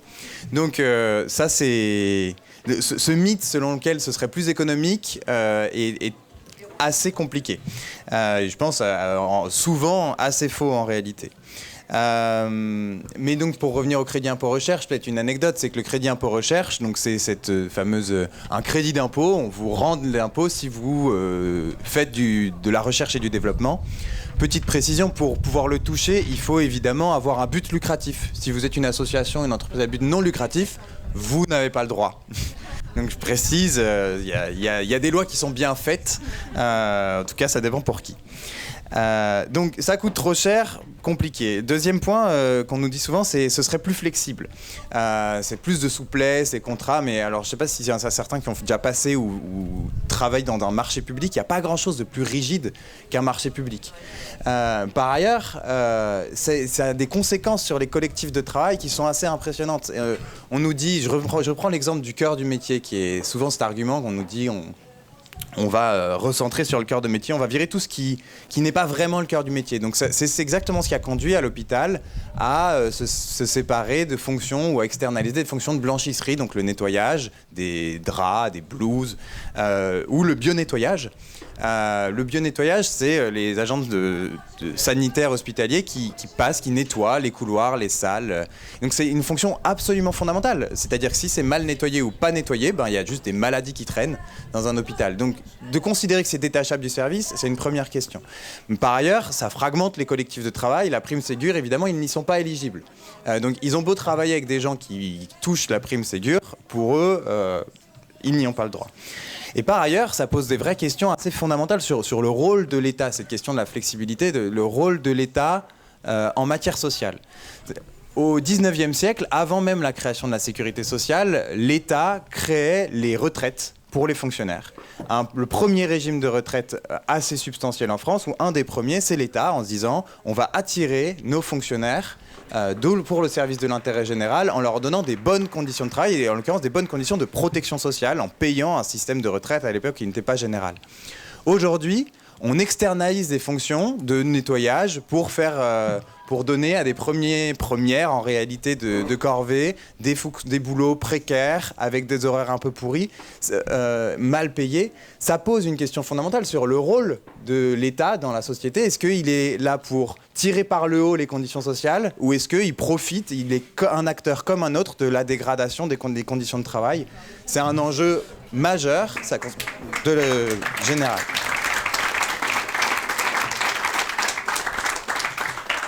Un troisième point, je reviendrai au dernier mythe sur ils sont plus compétents après, sur la question sur faut-il interdire, planifier. Donc évidemment, mon point était de dire encadrer va avec la réinternalisation. Mais je prends dans la question un point qui est intéressant, en tout cas je pense que ici avec vous c'est intéressant de le discuter. Faut-il fondamentalement interdire? Et puis je viendrai ensuite à pourquoi je vous ai fait passer ce message-là. Faut-il interdire? C'est une vraie question et je suis pas sûr. Pour tout vous dire. Alors il y a interdire purement et strictement, je pense que c'est problématique. Je pense que des fois il y a des cabinets de conseil très spécialisés dans des fonctions qu'on n'a pas eu le temps de développer pour des fonctions très ponctuelles. J'en sais rien, une fonction de design spéciale d'une expérimentation dans l'espace public avec la commune de Quimper, dans le Finistère. Ils n'ont peut-être pas un service de design et donc peut-être qu'ils peuvent faire appel à des compétences consultantes. Si on rédige la loi d'interdiction disant, comme le proposait la collègue, on interdit sauf à démontrer qu'il y existe qu'on n'a pas la compétence. Pourquoi pas? Une alerte, c'est probablement ceux qui voudront le démontrer pourront le démontrer. Donc ça encadre beaucoup moins, et par ailleurs c'est exactement comme ça qu'ont été écrites les lois sur les contractuels dans la fonction publique. On n'a pas le droit au contractuel sauf à démontrer qu'ils ont des compétences qu'on n'a pas, et on voit que le recours augmente beaucoup. Donc pourquoi pas, mais je m'interroge sur la part de régulation réelle que ça aurait, et fondamentalement je pense que mon pari spontané, c'est de faire confiance aux agents. Et de me dire, si on leur donne les moyens, le droit de recruter leurs collègues, les moyens de faire un service public de qualité, et qu'on construit des mécanismes d'intelligence collective pour savoir est-ce que ça, on le fait en interne, c'est une fonction pérenne ou pas, je pense qu'ils prendront les bonnes décisions. Et en tout cas, j'ai vraiment tendance à faire confiance aux fonctionnaires, à faire confiance aux agents publics, avec les usagers, pour prendre les décisions qui conviendraient le mieux. Mais mon point est pourquoi j'insiste sur ce... Pardon. Pourquoi j'insiste sur ça? C'est que, donc, à l'issue de la commission d'enquête du Sénat, ils ont fait un deuxième volet où ils ont proposé une loi pour l'encadrement du recours au cabinet de conseil dans l'État. Donc il y a des trucs assez intéressants. Et puis en parcourant rapidement le projet de loi, il manque un bout. Et en fait, il parle d'encadrement, mais jamais il ne parle de plafond d'emploi, de fongibilité asymétrique ou de réinternalisation.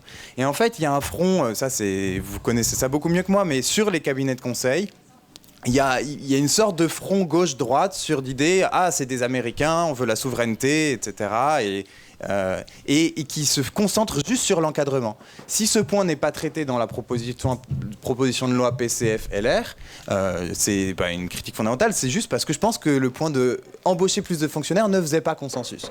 Et donc je pense que c'est important de tirer ce point-là, qui est le point fondamental, donner les moyens au service public de faire ses missions, et de ne pas dire interdiction ou régulation sans dire, plutôt qu'une loi d'interdiction, je préférerais une loi de programmation de la réinternalisation de toutes les fonctions stratégiques au sein des services de l'État. Et ça, je pense, pour le coup, serait vraiment intéressant dans le débat.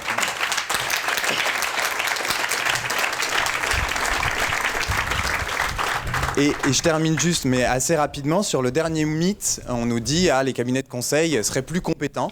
Et ce qui est assez amusant, c'est que c'est assez complètement contradictoire avec l'argument qui vient d'être dit et développé par Caroline et Mathieu, ils sortent des mêmes écoles. Faudrait savoir, ils sont plus compétents ou bien ils sortent exactement des mêmes écoles que les hauts fonctionnaires? Vraie question.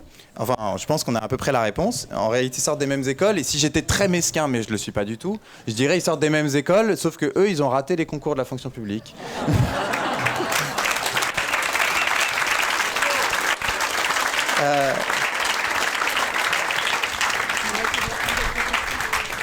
Il nous reste pas beaucoup de temps, mais il y avait beaucoup de gens qui avaient levé la main. On peut peut-être reprendre 5-6 questions. On essaye de se tenir à 6. Oui, bonjour. Vous avez beaucoup parlé d'idéologie, etc. Mais bon, moi j'aimerais bien parler aussi de responsabilité. Vous n'avez pas parlé de pantouflage et ni voire de corruption. Moi j'ai travaillé dans un cabinet. Ça m'est arrivé de travailler sur des sujets, sur un accord cadre. On fait appel à un nouvel associé qui vient d'arriver, il ne connaît rien au sujet, mais comme il était ancien directeur de cabinet du ministre, ça se passe bien pour gagner les marchés. Donc voilà, donc il y a la question du pantouflage en aller-retour, parce que aussi les cabinets de conseil font des expertises, des différents rapports pour dire qu'il faut être plus efficace, plus efficient, etc. Et enfin en gros l'austérité. Derrière, ils arrivent aux manettes, ils mettent ça en place, ils retournent dans les cabinets de conseil, et évidemment ils ont les marchés qu'ils ont eux-mêmes créés. Donc comment éviter, quels sont légalement les moyens pour pouvoir éviter ça? Et corruption encore plus fort, parce que, je sais pas, moi j'ai un exemple dans le numérique sur le Health Data Hub, etc. Bon, la limite est assez fine. Est-ce que légalement on peut aller jusque-là? Et sinon, merci pour tout ce que vous avez dit sur les consultants. J'ai un paquet d'anecdotes aussi. On essaye de faire des questions assez courtes pour avoir le temps des réponses. Il nous reste un peu moins de 10 minutes. D'accord. Moi, j'avais une question courte sur quelle est la place des cabinets de consultants dans l'éducation nationale, parce que vous l'avez évoqué plusieurs fois, mais sans dire exactement ce qu'ils ont déjà fait. Et très brièvement, juste pour confirmer ce que disait Caroline, vous parlez de Polytechnique, mais il faudrait parler même de l'école en général. Juste pour vous dire, les sujets de bac SES de cette année, c'est démontrer que c'est problématique de penser la société en termes de lutte des classes et expliquer pourquoi seules les innovations technologiques peuvent nous sauver du changement climatique. Le bac, c'est le bac de SES de cette année 2022.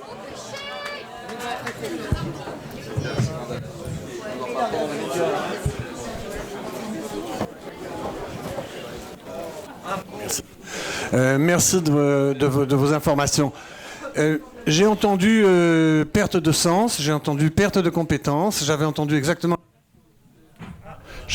la même chose hier concernant la destruction de l'éducation nationale, et je vais vous poser la même question. Quel temps pensez-vous qu'il faudrait pour reconstruire en cas de possibilité de le faire?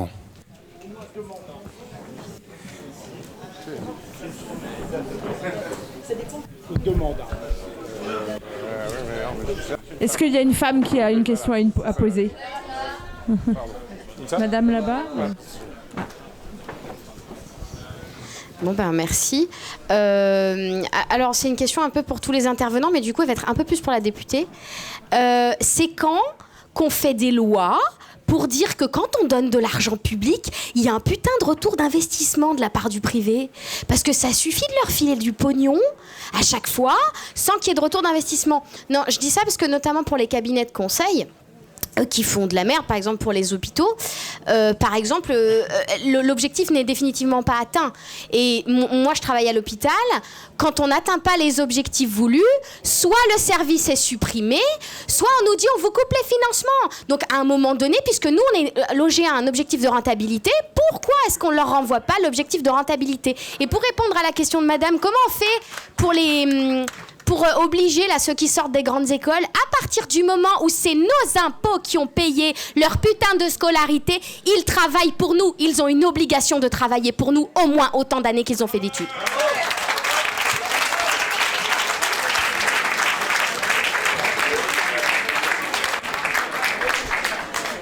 Oui, bonjour.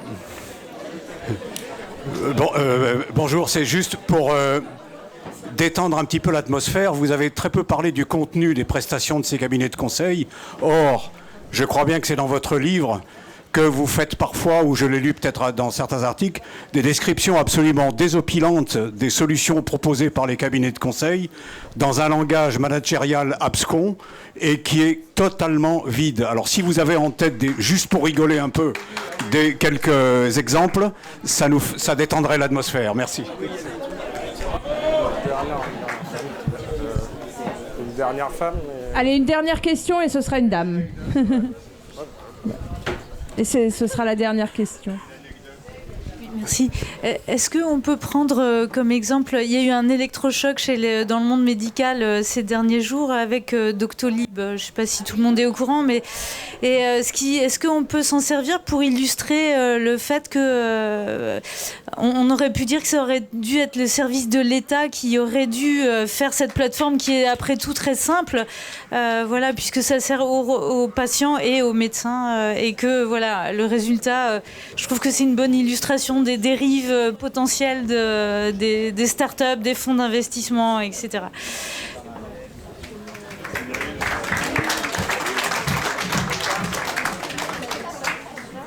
Alors, on va essayer de répondre très vite parce que je pense qu'il ne reste plus beaucoup de temps. La première question, le phénomène que vous dénoncez à juste titre, qui est le pantouflage, donc le passage de la fonction publique au métier de consultant, ou le rétro-pantouflage, le fait de revenir, etc. Oui, vous mettez le doigt sur un truc qui est essentiel parce que, au-delà de la perte de sens qui est réelle, derrière ça, il y a aussi parfois tout simplement des intérêts sonnants et trébuchants, ce qu'on sait tous.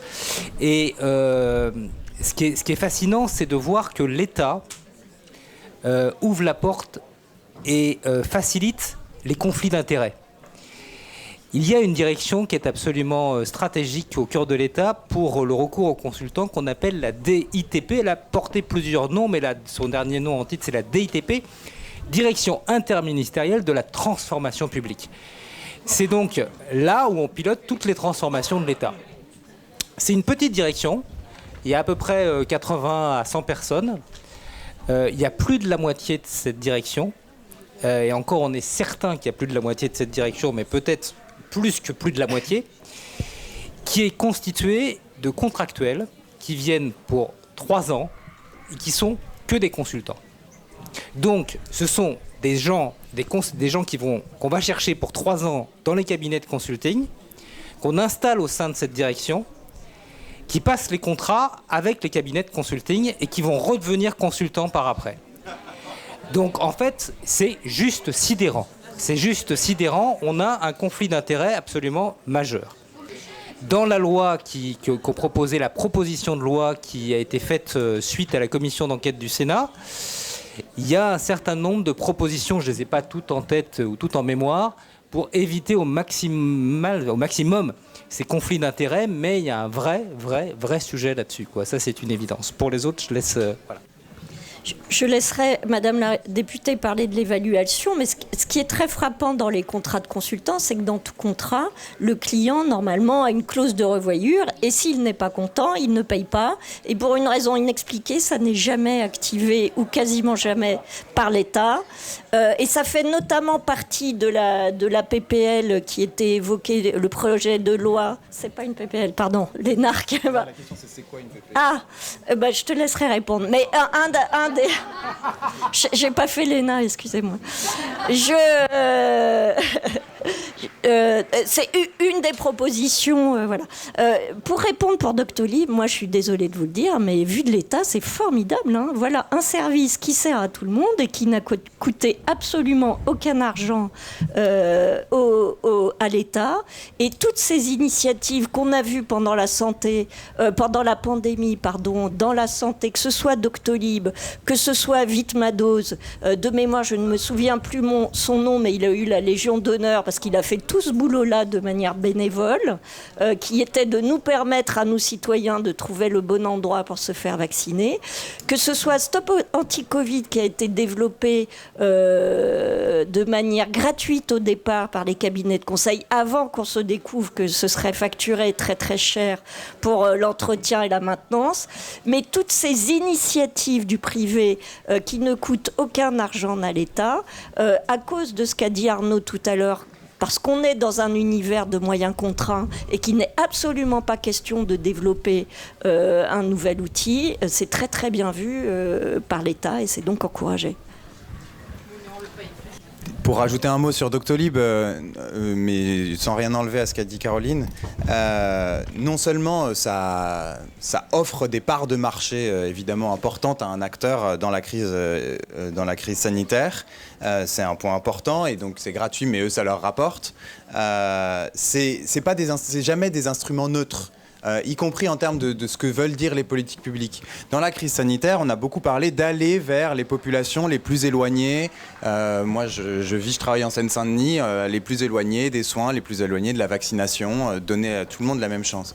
En fait, aller vers, Doctolib fait l'exact inverse. Doctolib, c'est premier arrivé, premier servi. Et donc, c'est pas juste une machine neutre, le privé qui fait du profit. Ça a aussi un sens politique que de donner la place à cet acteur-là sur le marché de la santé, plutôt que de développer des mécanismes de santé publique qui s'occupent des plus fragiles. Et je rebondis juste, je ne pourrais pas répondre à tout, mais sur la question perte de sens, perte de compétences, quel temps pour reconstruire ? Je ne sais pas, ce ne sera pas immédiat, on ne va pas se mentir, parce qu'on est arrivé à un moment où la crise de sens et de vocation dans les services publics qui vont ensemble s'auto-entretiennent, les conditions de travail sont compliquées, sont dégradées, ça fait fuir les gens, et donc ça dégrade les conditions de travail, et ce qui fait fuir les gens, etc. Le rattraper, ce ne sera pas immédiat. En revanche, et je l'ai déjà dit dans la conférence juste avant sur la perte de sens, mais je crois que dans le débat sur le sens des missions et dans une question comme celle-là, sur l'externalisation ou les cabinets de conseil, il y a quelque chose de vraiment très porteur politiquement, c'est que tout le monde est d'accord. C'est-à-dire que les fonctionnaires voient la perte de sens, les consultants voient qu'ils font un travail de merde, les citoyens voient qu'ils payent hyper cher. Et en fait, il y a une convergence extrêmement intéressante sur le sens des métiers, sur l'intérêt du service public dans ce type de combat et de la perte de sens. Avec les chercheurs, avec les universitaires, avec les militants, avec les fonctionnaires. Je pense que ça, c'est extrêmement intéressant et qu'il faut continuer à l'exploiter, à construire ces liens à la fois intellectuels mais aussi militants pour soutenir le service public, la signification qui est là et le défendre quand il est sapé, y compris de l'intérieur. Mathieu, très court parce que il y a une conférence qui suit à cet endroit. Super court, parce que vous nous avez demandé une anecdote sur les méthodes des consultants. Il se trouve que celle-là ne figure pas dans le livre, donc ça sera de l'inédit. Alors bien sûr, il y a des trucs très classiques qui sont de faire des arbres avec plein de pots, enfin bref. Mais je vais vous citer une anecdote réelle. Ça s'est passé il y a une dizaine d'années dans un service public, le service public de la radio à Radio France, où on a fait appel à un cabinet de consultants pour faire en sorte que les dirigeants de Radio France, les directeurs des différentes chaînes, ceux de France Inter, France Info, France Culture, travaillent main dans la main et soient soudés.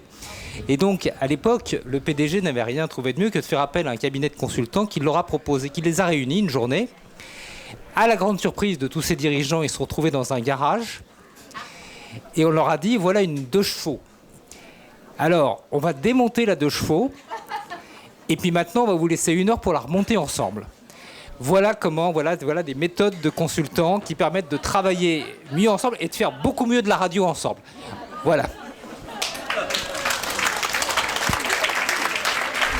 Et juste pour répondre sur cette question de l'obligation de résultat, sur les résultats que nous procurent les cabinets de conseil, c'est marrant parce que ça, c'est vraiment quelque chose qui existe dans le privé. On essaye de prendre ce modèle du privé pour le mettre dans le public, mais par contre, l'obligation de résultat, ça, on en attend beaucoup moins dans ce cadre-là.